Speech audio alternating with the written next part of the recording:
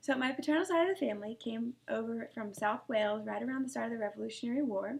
They fought in there, and then once that was over, they settled in Kentucky because they lost their family through the chaos of the war.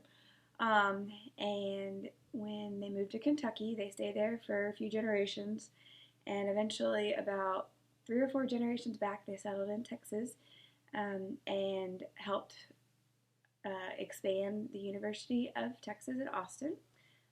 One of the buildings is actually named after my dad's distant cousin, um, and it was the Littlefield building. Not sure exactly what it's dedicated to.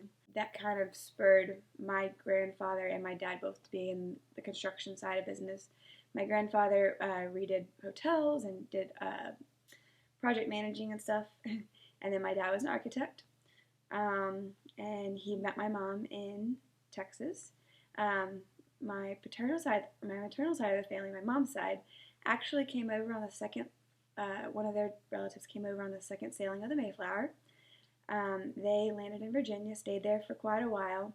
They eventually moved during the Civil War. They slowly migrated to Tennessee, and then they moved on to Texas. Um, one of my grandfather's relatives actually was an officer in the Civil War. Then he became the postmaster general and later the city clerk of Austin. Oh, my mom's side of the family, they came over from England, and England and France, and my dad's came over from England. So they met in Texas, and that's where my relatives have been ever since, and that's where I met Tim. And now we've been married for almost 2 years, and we have a baby. And I went to Union University for my undergrad, and then I went to University of Texas at Tyler for my master's. And I'm an athletic trainer, and I think that's it.